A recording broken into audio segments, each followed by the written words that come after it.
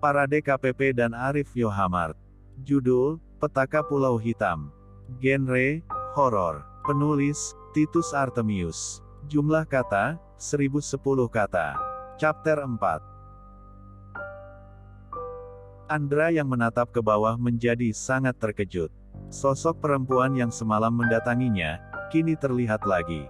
Perempuan muda dengan wajah yang rusak penuh dengan belatung yang berjatuhan dari lubang bekas luka di wajahnya itu menyeringai sangat menyeramkan.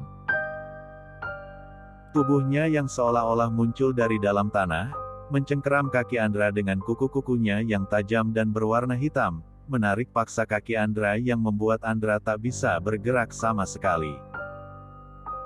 Belum habis rasa ketakutannya terhadap kehadiran sosok perempuan menyeramkan itu, tiba-tiba saja Andra dikejutkan dengan bermunculannya sosok-sosok menyerupai anak kecil dengan kelopak dan bola mata yang berwarna hitam legam. Pulang. Suara itu jelas sekali terdengar di telinga Andra. Pemuda itu gemetar ketakutan. Keringat dingin mulai mengucur, bahkan terdengar isak tangisnya yang disebabkan oleh rasa takut yang mendera. Pulang. Lagi-lagi, suara itu menembus gendang telinga Andra, membuatnya makin bergidik takut. Keringat dingin mengalir membasahi lehernya. Andra merasa ada seseorang berdiri di belakangnya. Andra melihat ke arah belakang, tetapi tak ada siapa-siapa. Sosok perempuan berwajah rusak itu masih saja mencengkeram pergelangan kaki Andra. Semakin lama cengkeraman itu makin terasa menyakitkan bagi Andra. Suasana di sekitar tempat Andra berada pun terlihat menyeramkan sekali. Hutan lebat dan gedung tua yang berdiri dalam kegelapan, semakin membuat nyalinya ciut. Sosok-sosok yang menyerupai anak kecil itu makin mendekat. Mereka berdiri di sekeliling Andra, terlihat jelas wajah mereka pucat bagai mayat, dengan baju lusuh dan bercak tanah yang menempel di baju yang mereka kenakan. Bau anyir darah dan busuknya bangkai menyeruak ke dalam cuping hidung Andra. Seketika rasa mual dan pusing menyergap pemuda itu. Dia pun memuntahkan semua isi perutnya keluar. Andra menjerit ketakutan tatkala sepotong tangan melayang mendekatinya. Saat potongan tangan itu tiba-tiba saja mencekik leher Andra, pemuda itu membeliak dengan napas tersengal. Andra berusaha meronta sekuatnya, sedang kakinya berusaha untuk mengibaskan cengkeraman tangan gadis yang terus saja menyeringai sembari menarik-narik pergelangan kaki Andra dengan kuat. Sosok-sosok makhluk menyerupai anak kecil yang berdiri mengelilingi Andra kini mengerubungi pemuda itu. Menyeringai memperlihatkan rongga mulutnya yang tak bergigi dan berlidah. Tangan kecilnya yang berkuku panjang dan hitam, terus saja menjamah semua bagian tubuh Andra. Teriakan Andra seolah-olah tak berarti apa-apa, sosok-sosok menyeramkan itu tak berhenti berbuat sesuka mereka. Kini sosok-sosok itu mulai mencabik-cabik dan mengoyak baju yang dikenakan Andra. Suara tawa mereka menggema di dalam hutan lebat itu. Tak ada lagi lantunan doa yang bisa Andra baca, semua seakan hilang akibat rasa takut yang menguasai jiwa dan pikiran Andra saat ini. Pemuda itu menangis menjerit meratapi nasibnya. Namun tiba-tiba saja, sebuah cahaya menyilaukan yang entah dari mana asalnya menerangi tempat itu. Andra menutup matanya karena cahaya menyilaukan itu membuatnya tak bisa melihat apa-apa.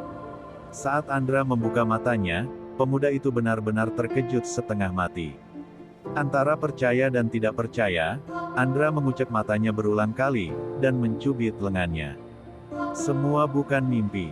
Andra merasa sangat heran tatkala menyadari bahwa dia masih berada di dalam tenda, dan tak mengalami sesuatu yang mengerikan.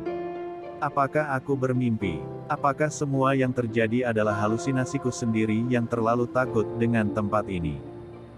Tak ada jawaban pasti dari hatinya, tentang apa yang baru saja dia alami. Pemuda itu mengintip dari lubang angin yang ada di dalam tenda. Hari sudah beranjak pagi. Ah, ternyata aku hanya bermimpi. Namun, mengapa mimpiku terasa aneh dan seperti kejadian nyata? Andra masih saja merenung. Rasa kantuknya sudah hilang, selain karena takut juga karena hari sudah pagi. Baru saja pemuda itu hendak memberesi ranselnya. Tiba-tiba saja terdengar teriakan. Suara perempuan yang berteriak itu sangat dikenalnya. Andra bergegas keluar dan segera menuju ke arah tenda Pia. "Piye? Ada apa?" Andra membuka pintu tenda yang ditempati oleh Pia. Gadis itu duduk meringkuk dengan ekspresi takut. Jelas sekali gadis itu terlihat gemetar, kedua kakinya ditekuk dan wajahnya dibenamkan di antara kedua kakinya. "Pia? Kamu kenapa? Kamu melihat apa, Pia?" Andra segera mendekati Pia yang masih membenamkan wajah di antara kedua lututnya. Tak ada respons dari gadis itu ketika Andra bertanya. Pemuda itu heran tatkala dilihatnya Pia yang terus terdiam dan tak mau memperlihatkan wajahnya. Dengan penuh rasa penasaran, Andra memegang bahu gadis tersebut. Betapa terkejutnya Andra, bahkan dirinya sampai melompat mundur ke belakang tatkala melihat Pia yang mengangkat wajahnya. Sosok yang duduk di hadapan Andra bukanlah Pia, temannya. Namun, lagi-lagi yang nampak di hadapannya adalah sosok gadis yang berwajah rusak dengan bola mata yang lepas keluar dari kelopaknya. "Andra, kenapa engkau takut, Andra? Aku Pia, temanmu. Mengapa engkau tak mau mendekat padaku? Kesinilah Andra, mendekatlah padaku." Sosok itu makin mendekati Andra yang beringsut mundur menjauhinya. Namun, sosok gadis yang berwajah rusak mengerikan itu terus saja mendekat dan tertawa terkekeh melihat Andra. Tolong jangan ganggu aku. Apa salahku padamu sehingga kau selalu menggangguku? Aku tak berbuat apa-apa. Aku juga tak mengusikmu. Tolong, jangan ganggu aku." Andra terus saja berteriak meminta kepada gadis itu agar menjauhinya. Andra terus saja beringsut mundur. Tatkala pemuda itu merasa bahwa kedua tangannya menyentuh pasir, langsung saja dia berbalik untuk keluar dari tenda Pia. Tetapi apa yang terjadi? Sosok perempuan berwajah rusak itu sudah berdiri di luar tenda Pia. Tepat di hadapan Andra yang hendak berlari meninggalkan tenda Pia.